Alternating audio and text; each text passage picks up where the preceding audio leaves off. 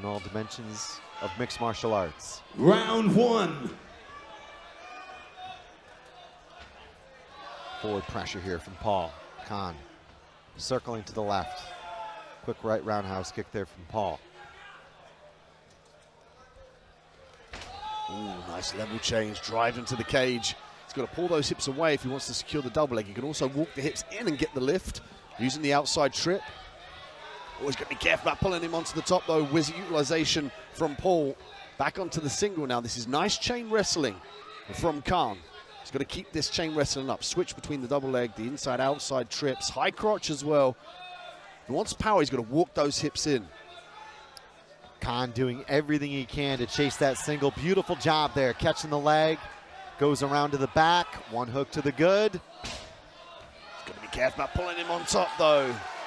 Straight away looking to set up the sweep potentially. Has one butterfly hook in.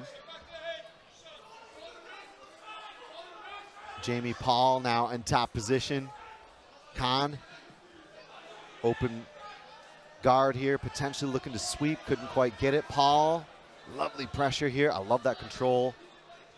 Seatbelt effectively here from the back. Khan looking to sit up here, sometimes called the octopus guard, where you sit through that unhook to get to the top position. It's paid off because he's back in on the single. He had success. Looking for the trip, beautiful work. But Paul immediately getting back to his feet here. This is the experience. He's looking to plant one hand down, square those hands down, forcing the head down to the canvas as well. It's great anti-wrestling by Paul. Well, this one's somewhere in the regions between featherweight and lightweight, and the pace downright near flyweight, Dean. I mean, this has just been incredible sequences we've seen. The technique of attacking and defending from offense to defense has been sublime. Got to see the underhooks, though, from Paul up against the cage. Once he gets that leg across, he could fake the takedown as well here if he steps across the hip. But largely, he's got to start to pummel his arms on the inside of his opponents.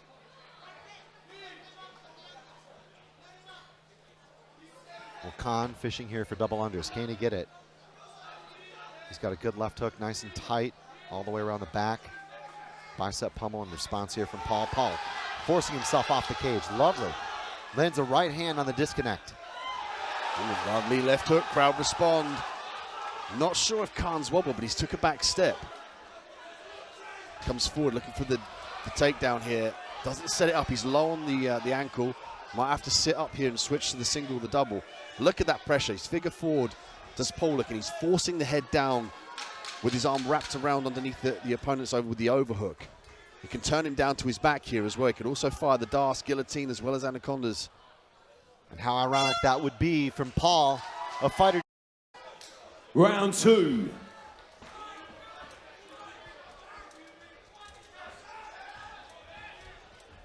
Moving on the outside here. Paul looking to find a way inside. That's the time when Khan should shoot.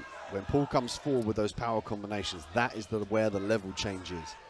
It's exactly where it happened in the first round. Boy, it looked like he tagged him with the right hand. Khan resets.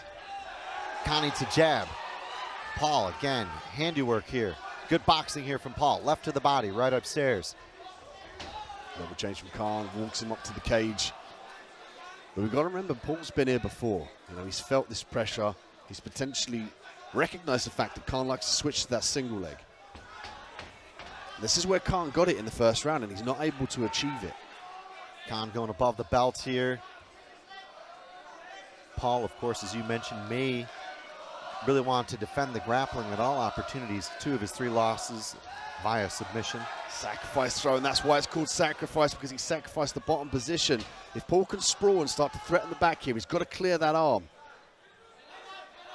Khan snatches hold of the single, walks back up to the feet. Nice frame on the face, beautiful knee from Paul. He's done an awesome job of using anti-grappling techniques and mixing the strikes in that close range as well. Just forcing Khan to fully disengage, not able to walk the hips in or clasp the hands. Look at this, always creating space, always looking for the underhook.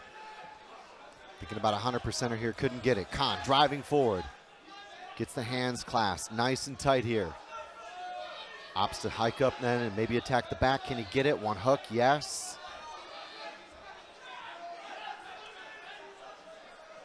The good old front headlock counter up against the fence. Can Khan stay nice and high with his head and negate that? Yes, he can. Paul does have a good guillotine, but Khan slowly walking his way to the back. Once he gets his hips square, he's going to have a better affordance for the takedown. He's got to take Paul away from that cage.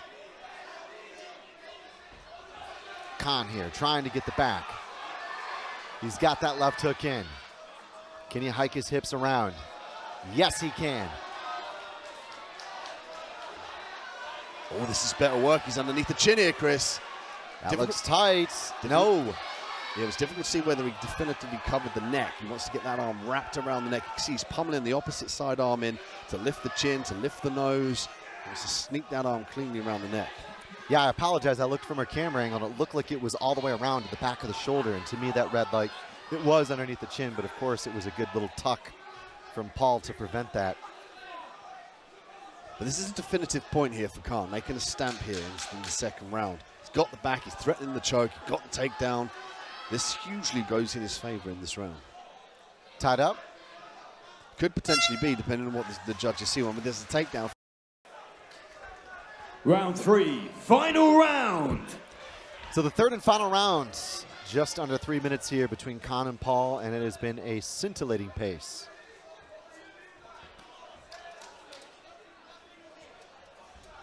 Paul a bit more cautious with his forward pressure here, picking his shots, waiting for that takedown. Looks like he's got double underhooks, looking for the outside trip. Could threaten the back here as well.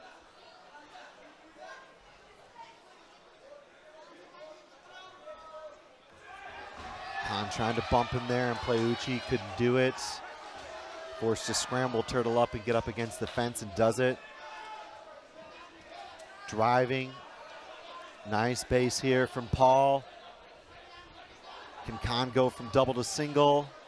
Just the pace, the different decisions that we're seeing from both fighters. It's a real technical pleasure to watch. Khan drops down, gives up the back. You see Paul now trying to adjust that last hook in. This is almost a mirror image of the second round. He's trying to pull Khan exactly the way Khan did in the second round and take the back. But the difference there is Khan stayed in the top position. Khan here trying to return the favor. You said it, Dean. It was a mirror image of the first round. Excuse me, the second round.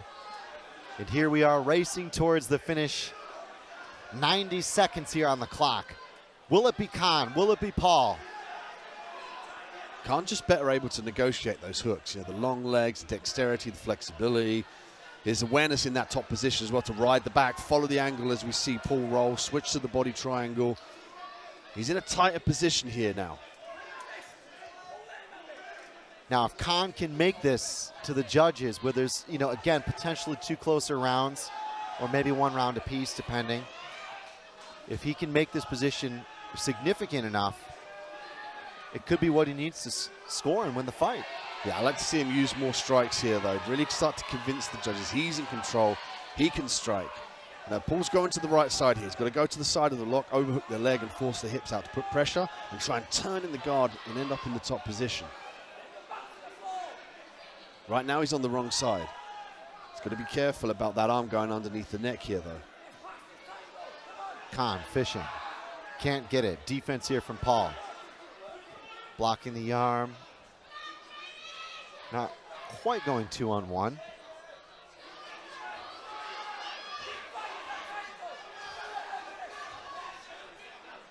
But there's definitive control here from Khan. He's controlling the back. He's got the body triangle in. Now he's threatening a bit more of a solid choke. There's defense there, strikes from the bottom position. This is going to be a heavy round for Khan again. And there you have it. We do go the distance here. Muhammad Uzair Khan and Jamie Paul at 68 kilograms put on a pace.